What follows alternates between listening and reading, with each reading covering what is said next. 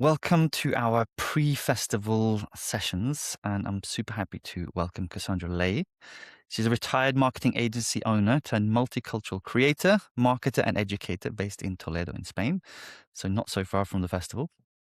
She's also a creative facilitator and journaling guide, and the founder of Plans to Progress, a bilingual planning and journaling community for people who want to turn their inner clarity into outer opportunities. Thank you so much for joining me. I am super excited to be here on this podcast session and then to see you in Barcelona. Yeah, this is one of my favorite moments before the festival because I have an opportunity to actually talk to the people who are coming and Yeah. get to know. I'm so excited. I'm like counting down the days. Yeah, me too, but I think for different reasons. Yeah.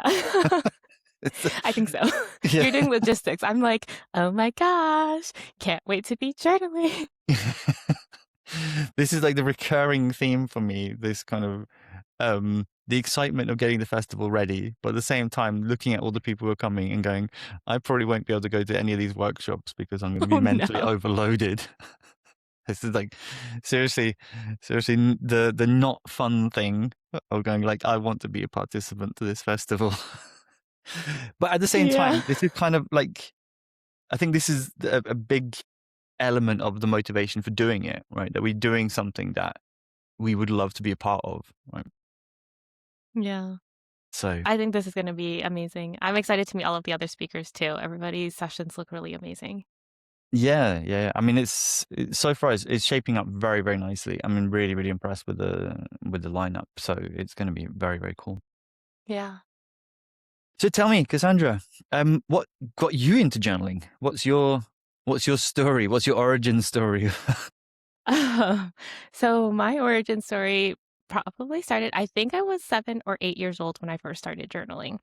And it was probably not what I do now, like the type of journaling that I do now. I think it was just like a regular, a diary that one second grader keeps. And the reason why I actually started it wasn't from my own decision. It was because my parents were working full time. And my grandma would take care of us after school. So my mom said, "Hey," I guess one day she came home and she was like, "Hey," to me and my younger sister, she said, "I bought you 2 notebooks. I would like you to write in your notebooks every day about what happened in school. So when I come home from work and you all are kind of like getting ready for bed and all of that stuff, I can read through your journal." Which technically, now that I'm saying it a lot, I'm like, I don't know if that's like a privacy, no intimacy thing, but I think my mom was doing it because she genuinely wanted to hear about like how our day was. And since she was working and got home late every day, she was like, "This is just a way for me to just know what's happening and to see how you're doing in school and hear about stuff." And I was like, "Oh, I love this." And I just ran with it. So I've been journaling since I was 8 years old. My sister never wrote in her diary for my mom, but I was like, yeah, mom, like this happened and I ate this and this girl said this and I did really well and I felt so good and in recess this happened. And then from there, it kind of just progressed into something that I now do daily for my own. Nobody reads my journal now. Yeah, I Definitely was not my about to mother. say, like, how do you think has that affected your kind of sense of privacy when it comes down to journaling? Oh my gosh, now I hide my journals. Uh, they're not hidden now because I don't live with my parents. I live with my partner. But my journals are definitely kept in like a more obscure place on my desk that maybe you wouldn't know it was a journal. Yes. Right. Yeah. It's But yeah. now it's some place that I turn to like process difficult emotions, maybe challenges that I'm having, or even ideas, dreams, visions, and all of that stuff. Mhm. Yeah. So how do you feel your journaling has changed over the years? Like, so, because obviously you're teaching journaling now. What do you feel the shift is? Mm, Obviously, you're not teaching people to write about their days and show their parents, right? no, definitely not. I think for me, it's shifted a little bit from, I think before what I would always do is like emotional processing in my journal. So if I had difficult things or, if I wanted to talk about something in therapy, I would journal about it first and I would maybe bring up what I wrote to my therapist and we would kind of work through it together, or maybe in a therapy session, something my therapist said, I would take it back to my journal and kind of like process through it. But now I've kind of combined journaling into lots of different things, not just a place to process my emotions, which is great. I am an emotional person and I need something like that. But now it's kind of evolved into sort of like emotional memory keeping as well. I think now that I'm getting older, my parents are aging. I live far away from my family. Um, I'm using it as a way to be a little bit more sentimental about like moments, experiences, or like past moments and experiences, and how I want to use that energy into maybe doing something else in the future. So it's changed from pure, I hate this person, wow, this person sucks, or what the F, I can't believe this happened to me today, to wow, this experience was amazing. This is what I enjoyed about it. I would repeat this type of thing. It's interesting what you say about the therapy side, actually. This is something I'm very into on kind of my personal kind of work as Yeah. well. It's this idea that a lot of the time we need to be able to process and accept something within ourselves before we can externalize it, right?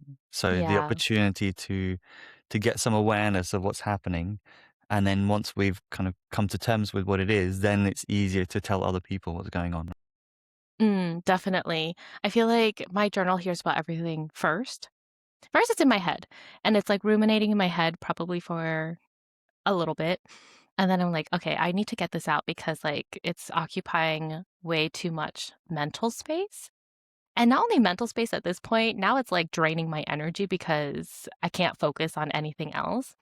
So everything goes to my journal first, and I will probably process something depending on how big it is and how it affects me emotionally. I'll probably process it anywhere from like a day to 3 months in my journal, writing about the same thing on like 25 pages until I think I feel confident enough to kind of verbalize anything that I am going through or feeling, or I don't know, might not I guess, like, might not be sure that this is how I'm feeling, like, it's like riding the wave, but before I say something, I want the wave to be a little bit calmer, and I think my journal captures, like, lots of the waves part, and then I can actually say something aloud.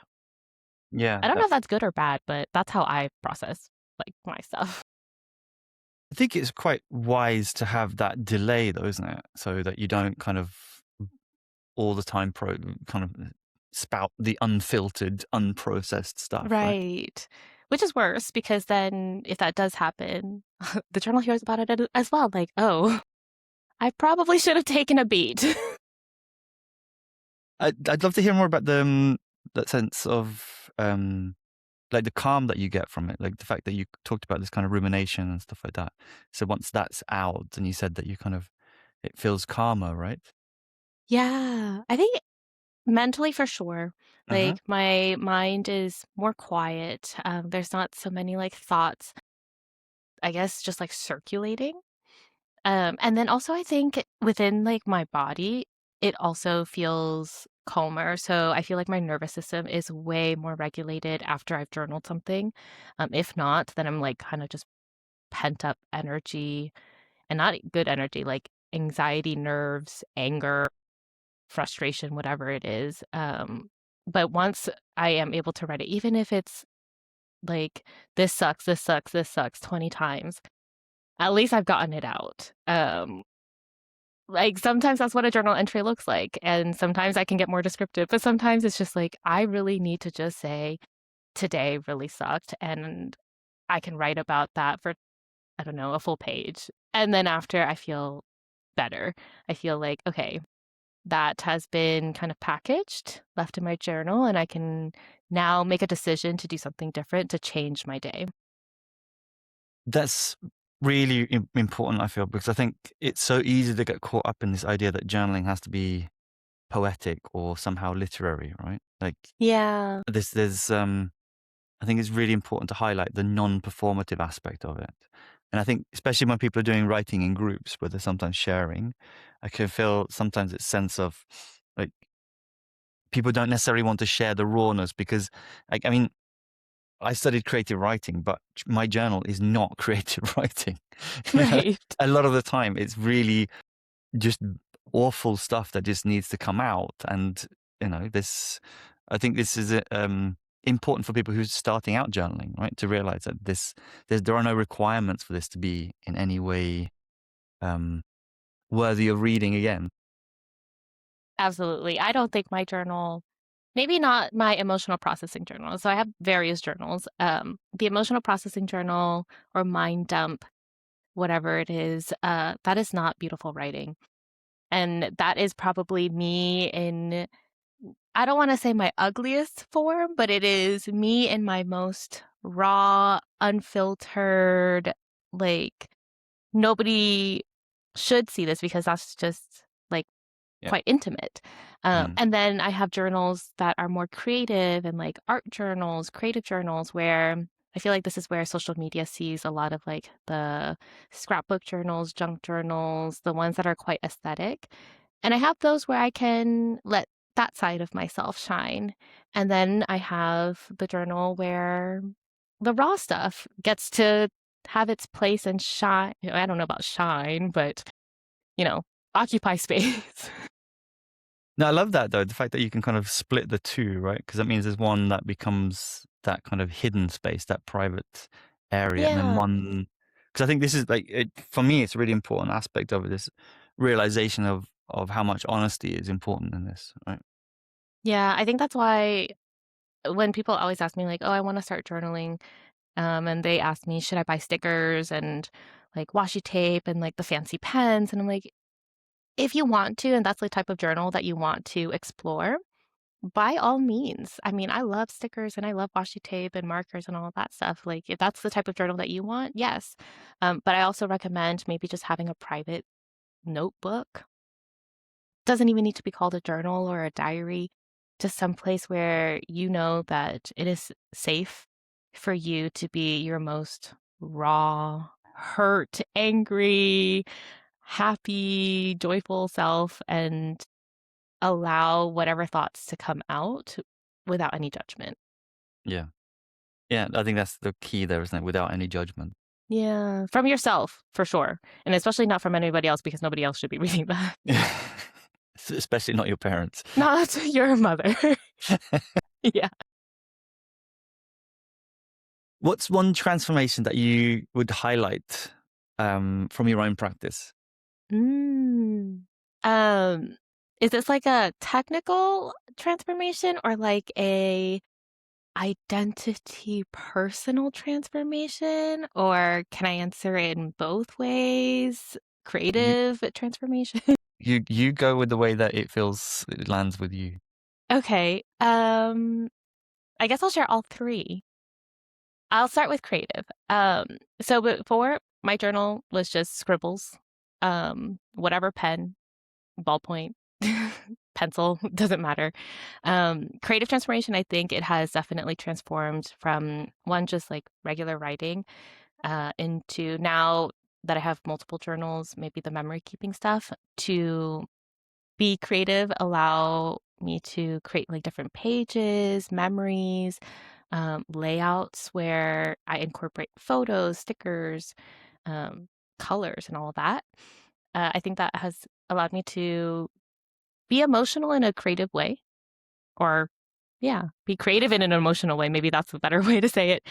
Um, the personal side, I think it's also given me a lot more confidence in, I think, my own values and who I am. Before, at 8 years old, I was writing about my day and, like, what happened, and it was just kind of like a recount of, "These are all the things that actually went on today." And now I think thanks to not only documenting that stuff, but, like, processing my feelings and situations, it's made me a more confident person and also more confident in the choices that I make. I'm less, like, feeling like I'm kinda just riding a random wave and allowing things to take me to wherever and go with the flow in a bad way, I guess. I feel like I am able to make better decisions for myself and also stand behind my decisions, and feel like, yeah, I really chose this, and maybe that decision didn't work, but I'm happy that I made that decision and I fully own the choice that I've taken. And then on like a technical part, I think I've just become a better writer. In general, even if I'm writing like this sucks, I think I've become a better writer because I have given myself the chance to explore, I guess, me finding my voice within my journal pages. And this isn't to say like I've become a better writer because I use amazing flowery vocabulary or do sentence structures that sound like a song or something like that. I think I've just become a better writer because I am more intentional with my words and I have been able to find my voice. Yeah, that makes a lot of That was like a sense. very long answer, but I hope that answered it. That that's perfectly fine. Okay. No, I love that idea though. I think, like for me, I think my journaling really developed through fiction, Mm, in the sense of like that being able to get more in touch with who I am and how I feel. And I think that kind of reflects what you're talking about, your voice, right? You have a capacity to connect more. I think the more honest you are with yourself, it's easier to be honest with others. And I think that impacts the quality of our writing. yeah. I would even also say, like, if we take it even a step further, like, it definitely has impacted the quality of my writing. I think the way I write now is much better than me at 8 years old, for sure. But I also think it has impacted the quality of my relationships with myself, for sure, but also the people I am closest to or getting to know. I think, like what you said, it, I guess, gives me the chance to be more honest, which that to myself. And then that honesty kind of like ripple effects to be honest with other people, not in like a mean way, but just like a, hey, this is not being afraid to like show up, I guess, fully. Mhm. And then that gives people the chance to also kind of be honest back with me. And I'm able to create better, deeper relationships because of it. Yeah. No, that resonates a lot with me. I think Yeah. one thing I'm kind of trying to come to terms with is this sense of my capacity to sit in my own discomfort helps me be okay with other people sitting in discomfort as well. Whereas a Yeah. lot of the time, I think we avoid conversations because we don't want to create that uncomfortable space. But once we realize that it's actually okay to sit in our own discomfort, it's easier to sit in that with other people as well. Yeah, and, like, allow it to take the space that it needs instead of, like, rushing through it, Yeah. I think is really important. Mm. So, talking about the festival, what can people expect from your Spark session? I'm really excited. So I'll be talking about how journaling has helped me connect to legacy and ancestry. Really specifically about a moment that I had back in 2024 where my family and we traveled to Vietnam. So my parents are originally from Vietnam. They immigrated to the United States in the 80s after the Vietnam War. I was born in the US, and that was the second time that I've ever been back to my parents' home country. And as an adult, I was like, whoa. So, how journaling and having the practice of journaling, I'll be talking about that and how writing can connect us back to heritage, culture, identity, um, ancestry, belonging, legacy, and all of that. I won't say too much, but it has something to do with that. And if I think this will resonate for people who either have lived abroad, currently live abroad, or have chosen to live in a place that is maybe not the place that they grew up in. That sounds amazing. Yeah. These are one of the things I actually can consume while I'm there. I can actually be there and listen. Oh, good. So I'm looking forward to that. Yeah. It's a whole journey. I'm really excited to share about it, especially because I think journaling can, I guess, help you connect to the past while also creating the future. at the same time, which is the present in your journal. That's a little bit more about the session. That's great. This is like really kind of connects with the theme. Really, we don't have like an official theme so much of the festival, but at the moment it's coming across a lot of this sense of using writing as a way to kind of rebuild your life and kind of recreate where you want to go. So this Oh my fits very, very gosh, that's nicely. like my jam. Yeah. I'm I so would love to excited. hear what was your reaction when you first heard about the Barcelona Journaling Festival? Oh my gosh. When I first heard about it, I was like, oh my gosh. First thought, we have something like this in Europe. Mainly because since I'm from the United States, I only see like journaling stationary planner things in the US. And I have been scouring all over, like literally for 2 or 3 years. Um, Even asking AI, please tell me if there are journaling planner stationary events in Europe. And when I found the Barcelona Journaling Festival, I was like, oh, finally. Then when I looked into it a little bit more, I also got even more surprised and felt like, whoa, my people, mainly because all of the journaling planner stationery stuff that I see in the US is focused on what I talked about before, like the stickers, aesthetics, like making things pretty. Not in a bad way, but like very focused on that. And I'm like, I do that type of journaling, but I like the journaling that I facilitate and teach and guide people through is like the real emotional type of journaling, the one where you kind of ask yourself the hard questions, you share in a group, you hear people's perspectives, and then kind of use that to not feel alone and then do whatever else you need to do after. And when I was reading through the website and then when I talked to Marusha, I was like, there are other people who do journaling like solely focused on like the emotional, like transformative side and not just what stickers or which fountain pen am I using? And I was sold. I was like, this is the best thing ever. And the fact that it's in Europe, like I don't have to fly to the United States to go to this. So those were my two reactions.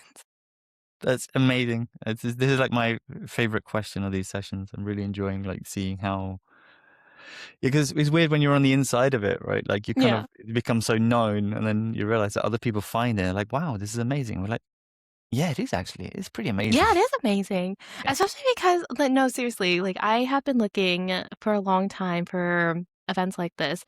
All I see are the ones in the US or sometimes in the UK, but always focus on I think there is a journaling aspect to what they do, but a lot of it is focused on like stationery or like paper goods products and all of the complementary things that go into it.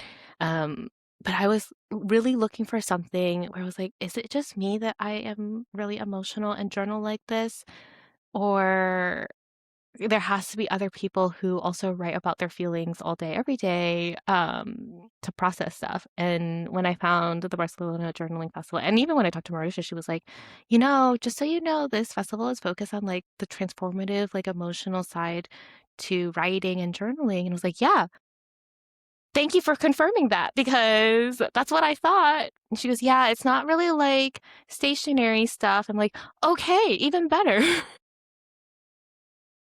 That's amazing. I'm very happy to hear that. Yeah. Okay, let's jump into some quick fire questions. Okay. Brain dump or journaling prompt? Brain dump. Fountain pen or ballpoint pen? I've never actually written with a fountain pen, so I feel like my answer is biased because I would say ballpoint. We have to fix that.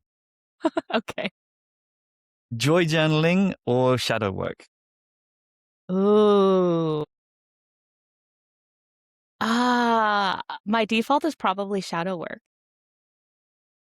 My heart. Typing or pen and paper? Pen and paper. Morning or evening? Morning. With a cup of coffee or a glass of wine? In the morning? Wow, that's good. Coffee. I think if I started journaling with a glass of wine, We're I in don't know if Spain. I don't know if You I could would get away finish with that it. journal prompt. Whatever I'm writing, I would just be like,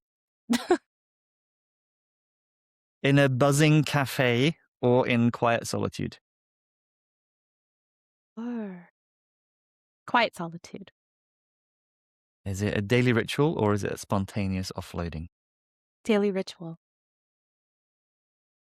Sounds good. Final question. Okay. What is the weirdest place you've ever been journaling? Weirdest place.